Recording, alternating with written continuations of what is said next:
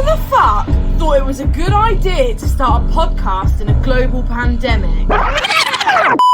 Hey! Hello. Welcome back to Our Pod with Millie, Amy and Abby. Hello. How Are are you you? guys not doing your stupid accents this week? Are we past that now? No, I was going to, but I thought lockdown lows is a bit too serious for me to be Welsh. Alright, love. You feel a bit sad? Stop it. Alright? The lockdown Stop. laws are a bit sad. They can't cope, so I thought I'd be English for a week.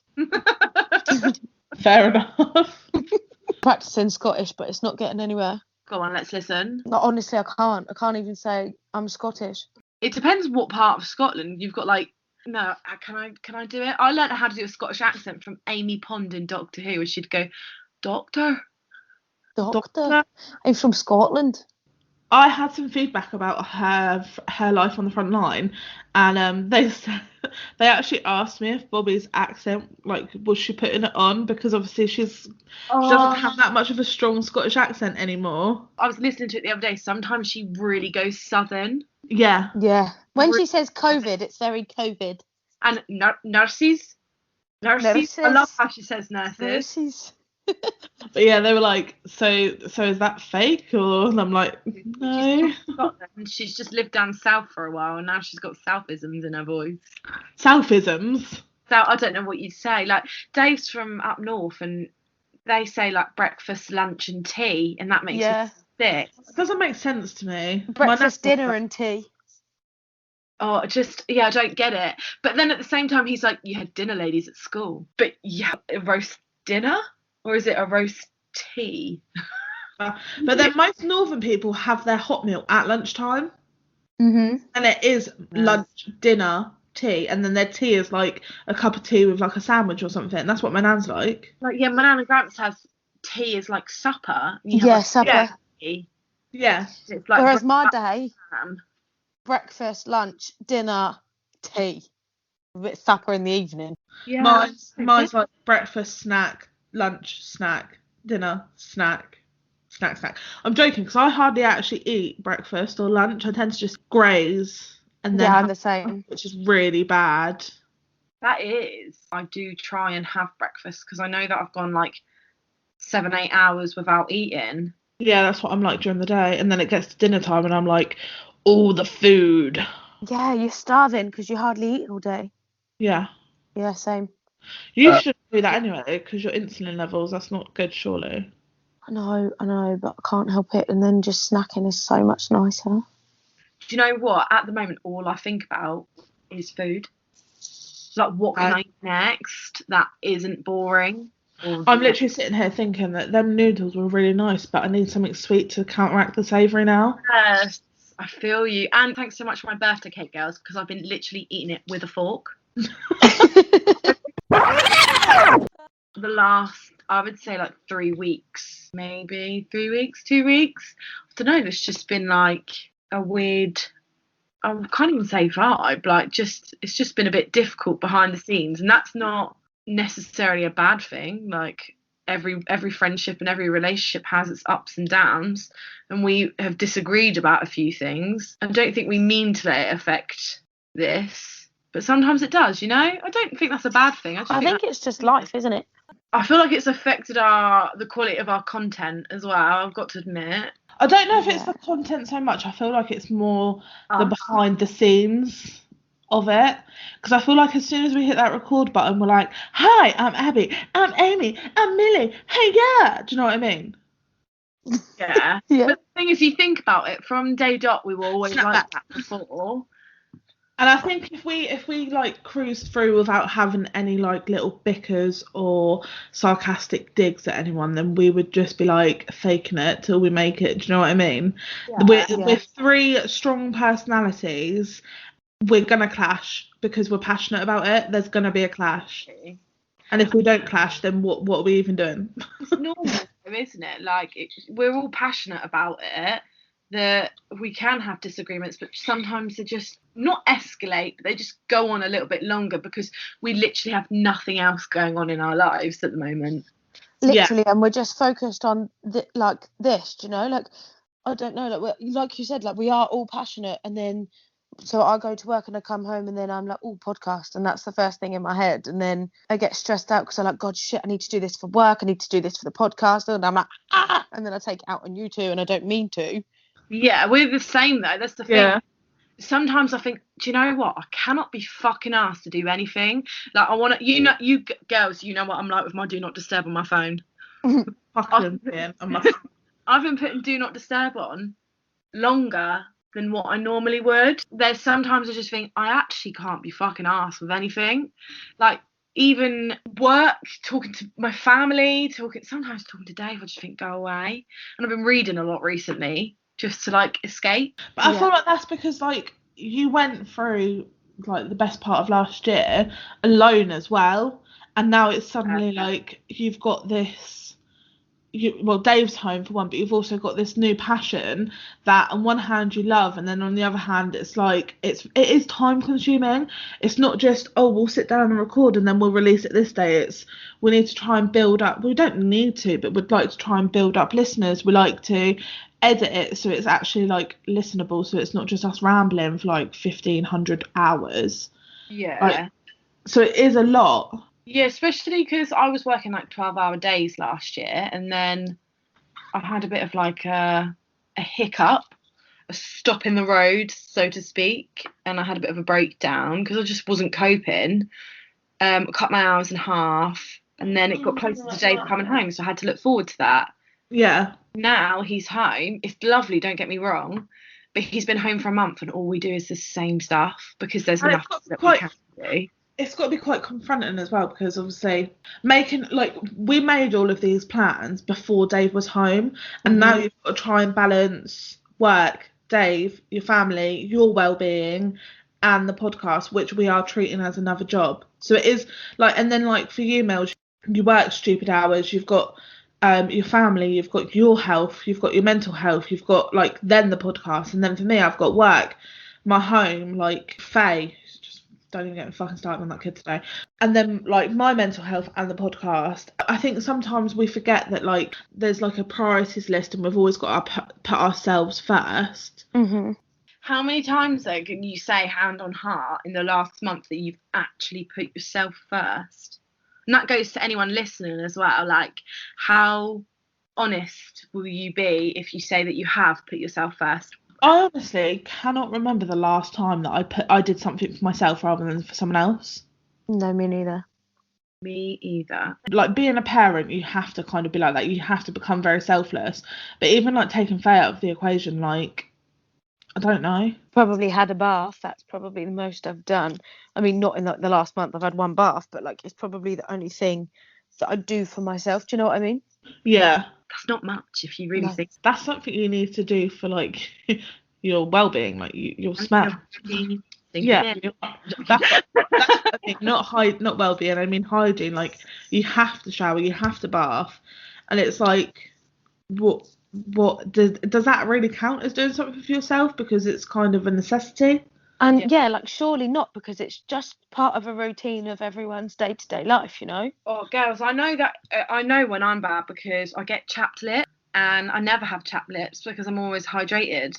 But when I'm like, oh, I can't be arsed, I never fill a water bottle up. You drink more from a bottle because you can see how much you're drinking. Yeah, I love drinking out of a water bottle. I prefer it. And it's like today I noticed I was in the mirror, like, you girls know what I'm like with skincare. I had dry skin on my nose and I did nothing about it. I just put my glasses on and was like, fuck it, I don't care. And that's when I knew, girl, you are a sad sap. Like, come off your period and grow up. So this last month we've learned a lot, considering we only started this podcast 4 weeks ago. Yeah. We released our first episode 4 weeks ago on Saturday, so it would be the 28th of February for reference. We have learned a lot. We didn't know how to edit. We didn't know how to record. We've got the struggles of recording remotely, which can be a bitch sometimes because of internet connection. So we have learned a lot, and I feel like as long as we continue to communicate, I feel like communication's so important. Yeah, definitely. Then we will continue to do well. Yeah. But before we go on to anything else, I want to know, from the 4 episodes that we've done so far, what would your high be from them? Just the episodes themselves, not the background.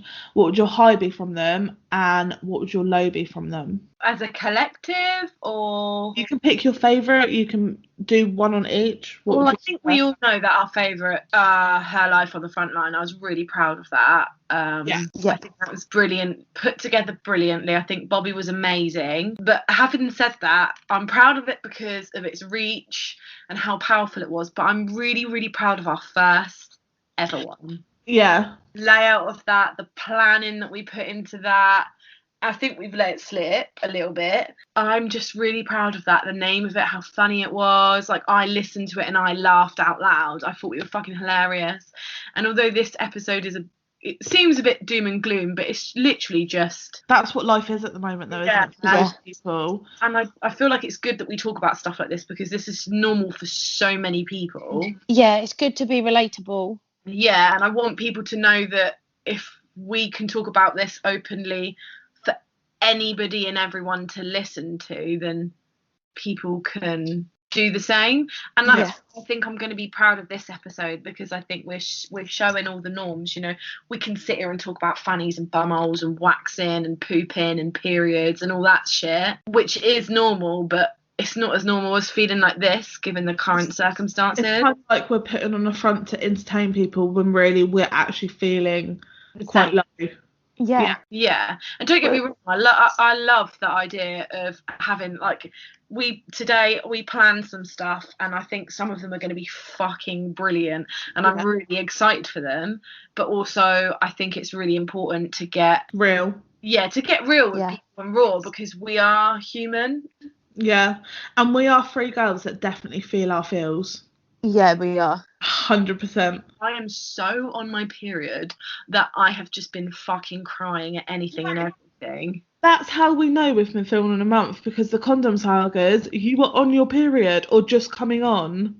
Honestly. Yeah, just coming on because Dave was due home like 2 days after. Yeah. Yeah. On my period, when he's due home, on my period of my fucking birthday. Like, you literally can't write my life.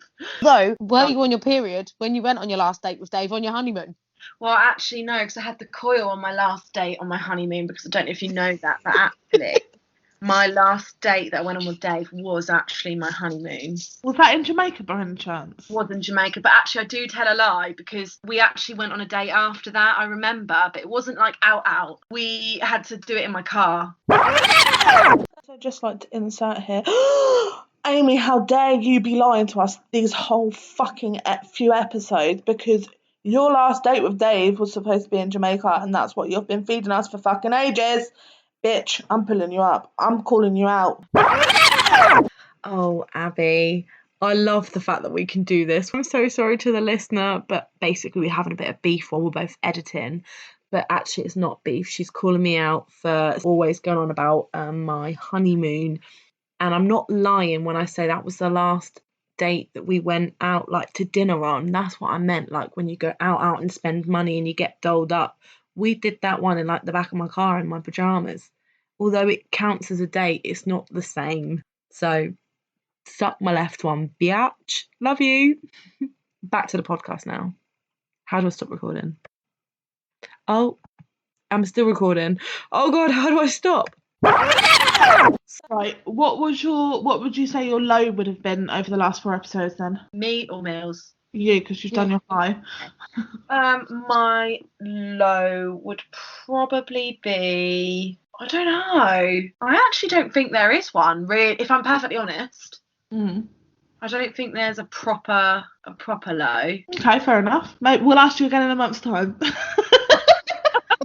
I'm like, it's shit, I quit. Yeah. Right, Mills, what about you? My high was definitely, I think we've done really well. So we've got to just take a step back and think, like, okay, we've got over 300 followers. We're getting, like, quite a good amount of listeners considering we have just started out. I mean, yeah. Sorry, real quick, Abby, do you have how many countries we've reached? United Kingdom, Belgium, United States, Australia, Bolivia, Switzerland, Finland, New Zealand, Zambia, Germany, Italy, and Greenland. 12. What the fuck? The most views are from the UK. Belgium and the United States are second, and then strangely it's Bolivia and Zambia. But that's 12 countries that we have reached from 3 girls from bloody Gosport. Just saying. What about your lows? For me, it would just be my time management. Okay. I find it really hard to manage my time. Thing is though, if you've never had to do it before, it can be hard. Yeah. Yeah. But now you've acknowledged it, that's a start. Yeah. Like, even like getting ready in the morning, I'm like, do I need this much time? Do I need that much time? What do I do? And I'm awful. I never know what time to get up. Millie, I'm the same. I'll literally stay in bed for as long as I fucking can before having to get up. And that's why 99.9% of the time, I look like a scab. Okay, my high from the 4 episodes, I loved the episode with Bobby, and I do love that episode, but I think the episode that I'm most proud of would be our first one, and it's not because like that one was the most planned or anything, but it's because we were all actually really fucking anxious. Yeah. And I feel like although we were happier than we're actually feeling in ourselves, we actually showed our best self there in that episode. Yeah. And that's how we all were when we were just like chatting before podcasts even become podcasts. Do you know what I mean? Yeah. Before we became Amapods, we were just chatting how we were. And I feel like we like a con of that would be that we've like lost a bit of that kind of. Yeah. I don't know if it's now because we're just trying to take it more seriously or Probably a bit of everything, innit? Like Mills going back to work, Dave coming home. yeah. Yeah, because I was off with COVID as well, so I did have 10 days to like That just was before talk to you both. Wasn't it? Yeah. But then my low of the 4 episodes, if we're just basing it on episodes, it would probably actually be the episode that we recorded but never released. Yeah. So we tried to record an episode on toxic relationships, and we got sent in some really powerful stories, didn't we? But we just didn't feel like we'd done it enough justice.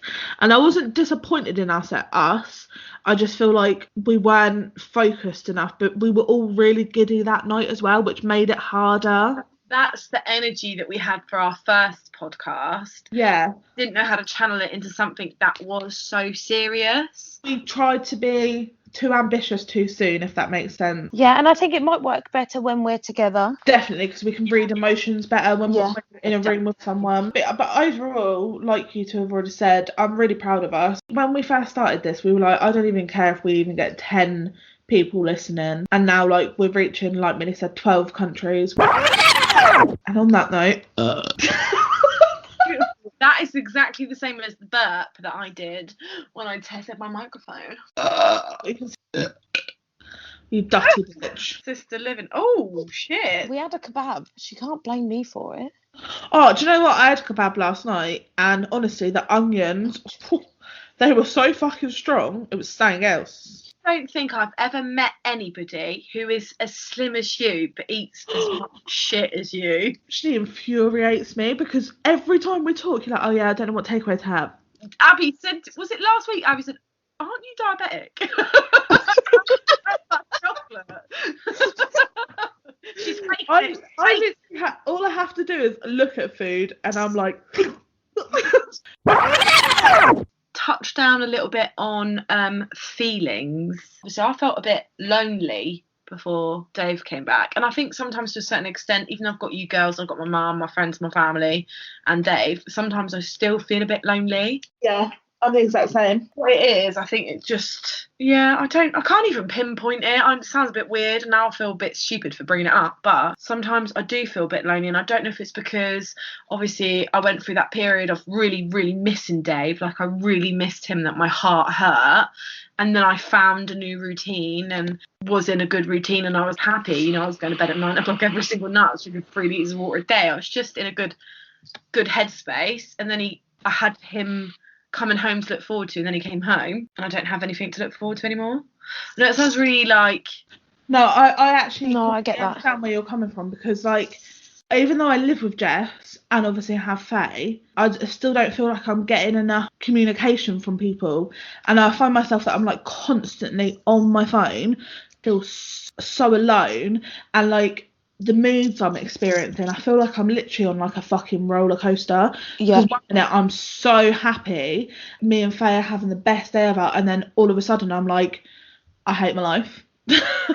Literally. In the last month, I think I've cried more than I did all year last year in the last month alone. And it's such stupid things, but I think I just needed to cry. I know that sounds really weird.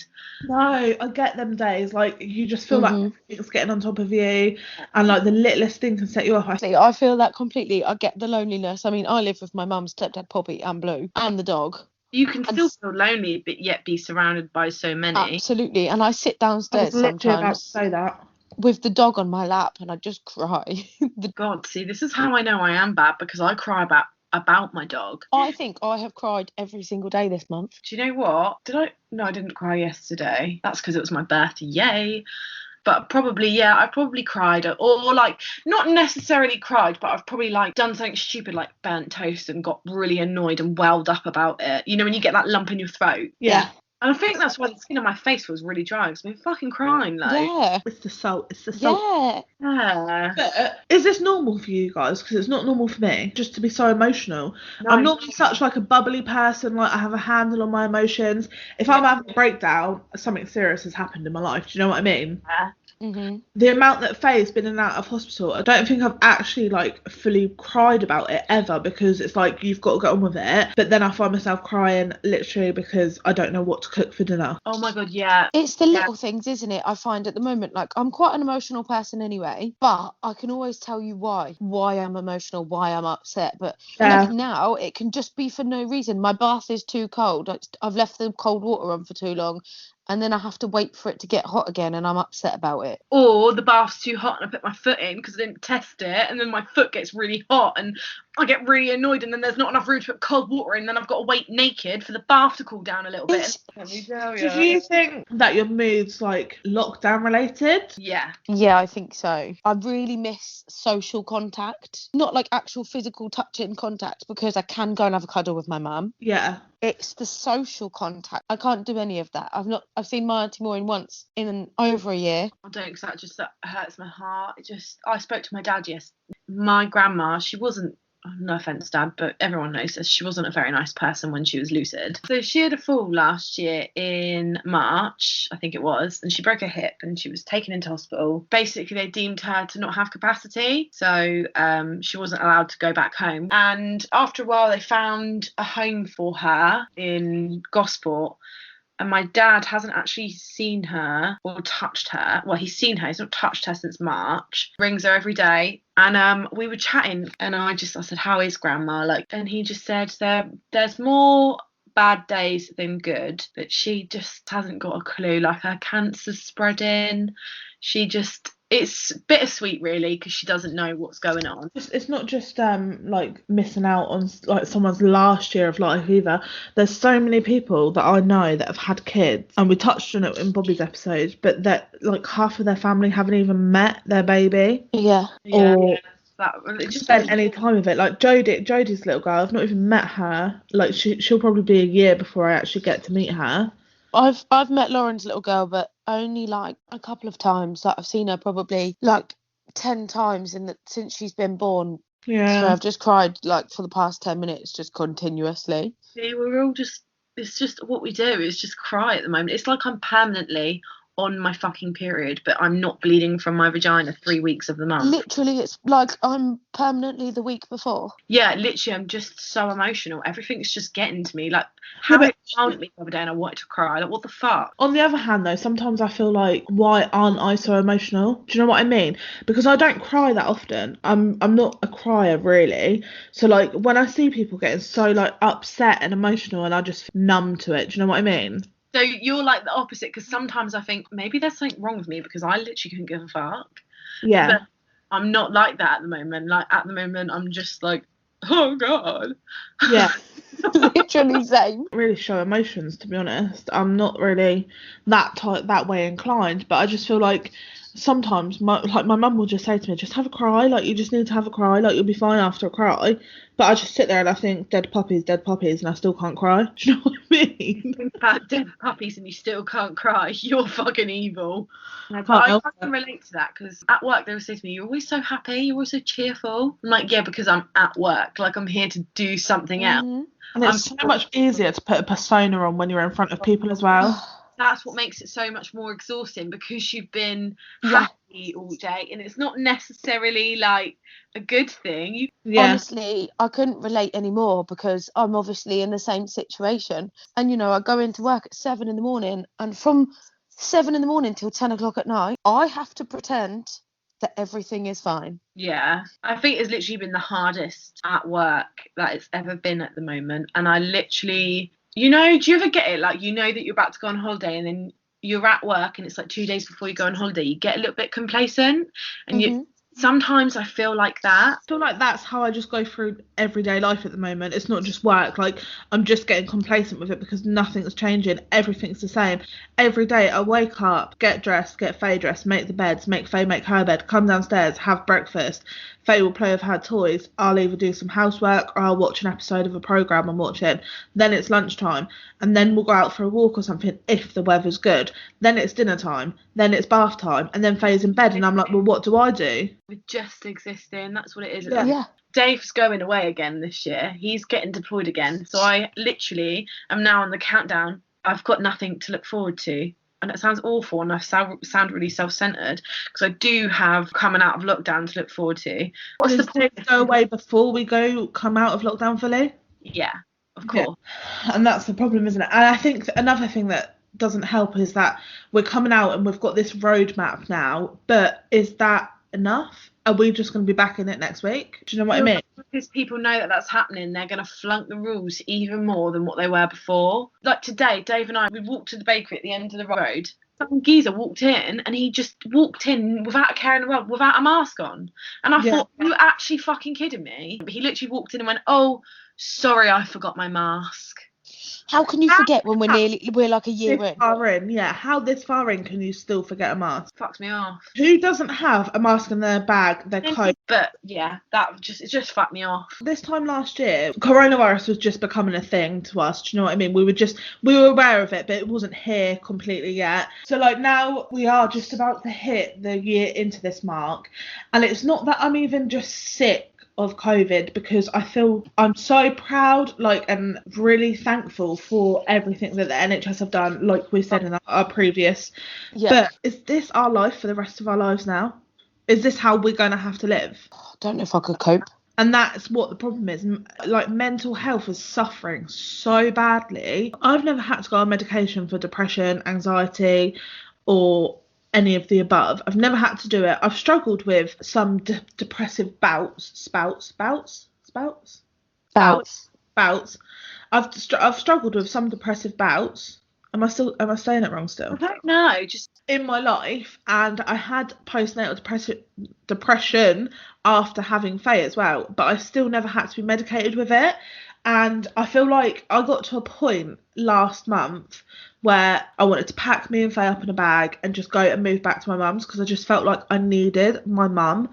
And it was like, why am I letting something that's been going on for a year affect me when I don't know how much longer this is going to affect me for? Yeah. It's a tough one, isn't it? I've suffered for years with anxiety, and actually found out the other day that people with type 1 diabetes are actually 10 times more likely to suffer with anxiety and depression. Oh, really? I didn't know that. So I take like 150 milligrams of sertraline a day. I didn't know that. I don't know what that is. Sertraline's an antidepressant, anti-anxiety. So I was on 25 milligrams at first. They put me on it for 4 weeks to see how it made me feel. It made no difference. And then they took them up to 50, and that was like 6 to 8 weeks I was on the 50 to see if it made me feel any better. And then I was on 100. Even though you're on this medication, do you still struggle? I feel a lot better now, but I still struggle. So it's quite debilitating, really. Yeah, and I don't want to be reliant on them, but I know for a fact that if I was to lower my dose again or stop taking them, it would become probably I'd be dangerously mentally unwell. So have you found this lockdown has impacted that more, or? I think this lockdown probably hasn't changed it, but COVID in general has made my anxiety 100, maybe 1,000 times worse than it was before. Oh, I can definitely appreciate you on that one, literally. Wow. My mum picked up on how bad my anxiety was getting when I went back to work in August because I was like, everyone's reopening, but we're still rife in this. Like, they're saying there's going to be another peak, and then obviously we went into the November lockdown, and then I had to go back to work again, and I was just like, I can't do that. Like, I'm expected to serve food to people. I don't know where they've been. Like, and when I talk about it out loud, it sounds as if I think they're dirty. No, absolutely not. But then obviously we went into like full lockdown, and I was like, I can't see my mum.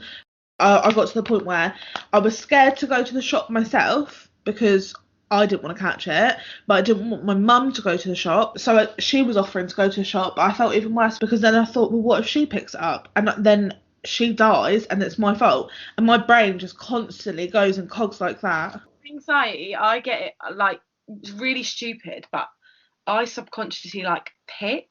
I don't know if anyone else is a picker. Yeah. But the skin on both my thumbs is literally just in bits.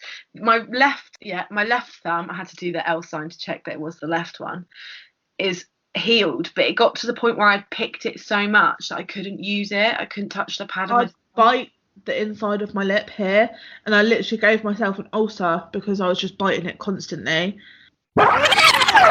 So obviously the people listening to this can probably relate, even if they've struggled prior to this shit situation that we're in, that their moods have probably got worse. But then there are probably people that have actually found that this has actually helped them as well. It's not just been a negative thing for everything. So have you guys found a coping mechanism? I'm going to do a little shameless plug. My sister's just started HJB Book Club, so you can find them on Instagram and Facebook, where she does mystery books. So you can pick your genres and you can pick one, two, or three books. Please, she'll gift wrap you these books with like biscuits, hot chocolate and stuff. She'll do all that and you can kind of escape. So I got my first one and read my first book in 2 days. And I have not picked a book up properly, like a brand new book up, since my honeymoon. I've had. Yeah, but you do read more on holiday. You relax, don't you? That's normal. And then I picked up one between then and now and actually finished it. And I only finished it because I wanted to read a new book from this box. And it's just reminded me how much I actually loved reading.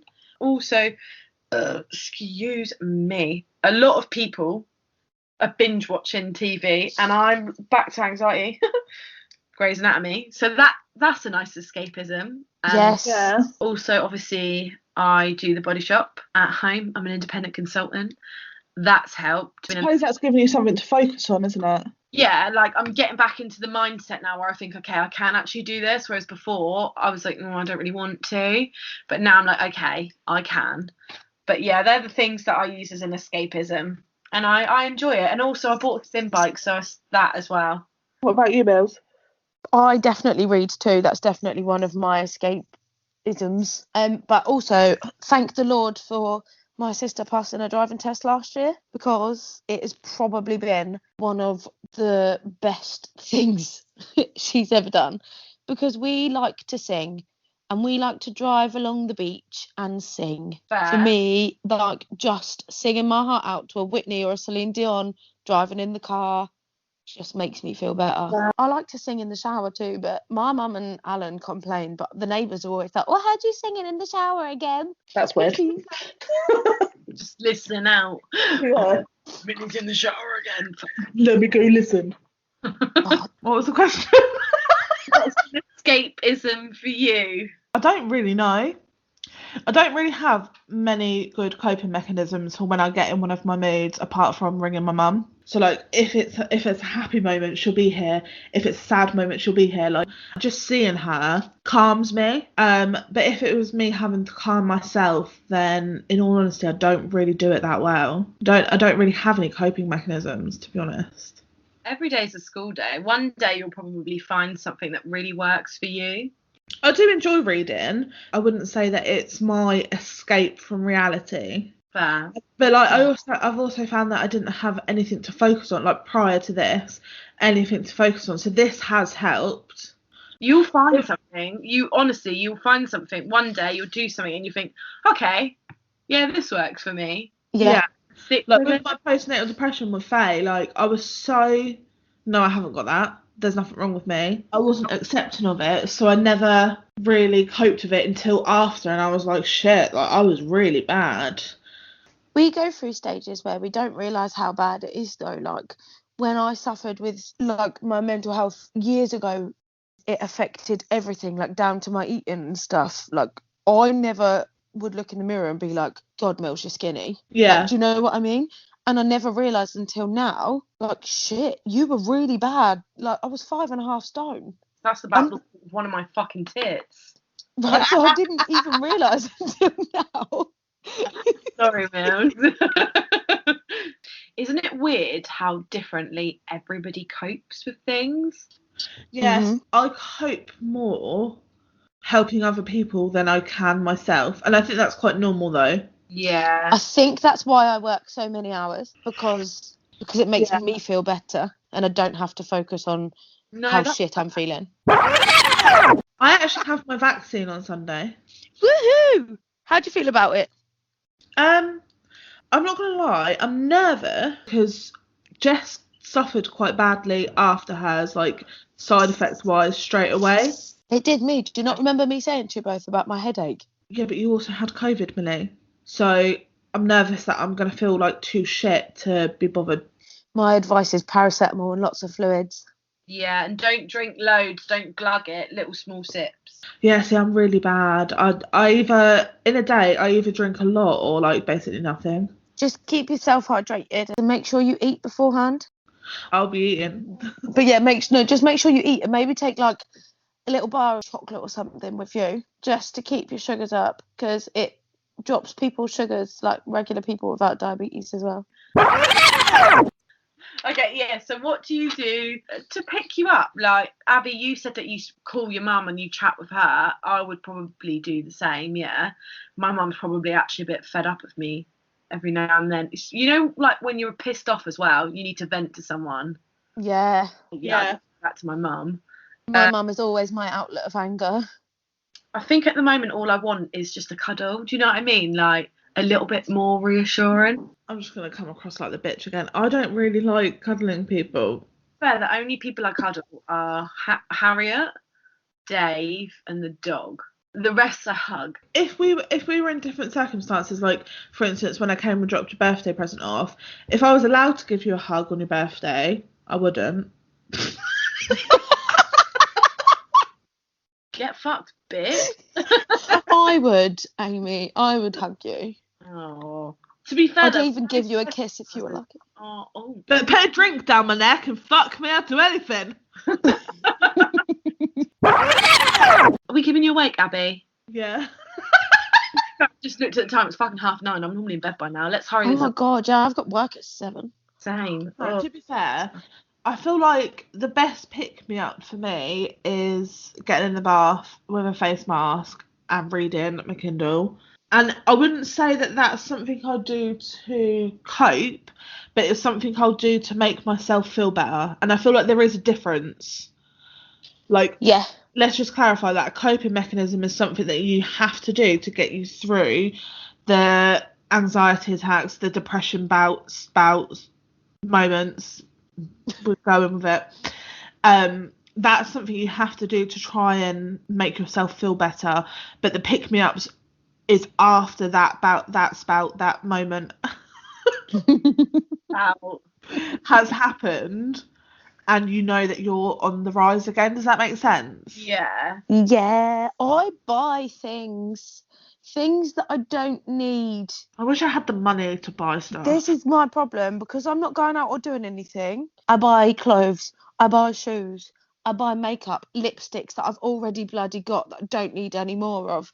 I will buy food and more food and more food to pick me up. But Mills, stop bloody eating. I'm sorry, no, I'm not laughing at you. My mum's just texted saying, how have you managed to lose your recording? I said, I don't know. And she said, is it in your recycling bin? And I thought she meant literal bin, but she means on the computer. Trash bin. On that note, shall we call it a day? Is there anything else anyone wants to say? Bosh. in the bag. I was just Oh, all that yeah. shit. Can we just touch on that quickly? How do we feel about brands or like online shopping retailers jumping on the whole be kind slogans and selling it? I feel like if all of the proceeds are going to a mental health charity, I feel like it's a bit different and I'd be behind it. But I feel like I'd rather directly donate that money than wear something that people aren't going to pay attention to. I don't think it's Absolutely. actively spreading the message. No, I agree with you. That's why it winds me up. Dr. Alex George is our saviour. Yes, love Oh, Dr. Alex. fucking hero, honestly. There's As if working through the pandemic as a doctor isn't enough, also studying to become a general practitioner isn't enough, also struggling through his brother taking his own life and not actually being allowed to go to his family, he's also now the mental health ambassador for the UK for children. What a bloke. Alex, mate, we love ya. Beautiful man, inside and out. Dr. Alex, if you are single, so is Millie, and she's ready to mingle. Yeah, he Thanks, is Pam. single, you know. Huh? He is single. He's just turned 30. Dirty 30. This is perfect for me. Well established man, 30, good looking, single. Thanks, bitches. Always a pleasure, never a chore. Over and very out, much. motherfuckers. Adios, amigos. Also, just a quick one, want to say, if any of you are struggling, do reach out and talk to someone, and it's okay not to be okay, as Jessie J would say. It's okay not to be okay. Hey, sometimes it's hard. Thank So you. good. Thank you. Bye. Bye. Also, guys, if any of you are struggling and you don't feel that you can reach out to your friends or family, please know that there are a lot of numbers and helplines that you can ring. So that here is a few. This one is called Mind, and the number is 0300 123 3393. Another one that you can contact is the Samaritans on 116 123. You can call them free day or night, 365 days of the year. If you have no way of contacting them via mobile, they do have a website. And there is another one called iTalk. You can either go to their website at italk.org.uk or give them a call on 02380 383 920. You're never alone, and if there's anything that we can do to help, pop us a message too. If you need immediate help and you're in an emergency, please call 999 or go to your local A&E department. And if you're in crisis and need someone to talk to, call NHS 111 as well.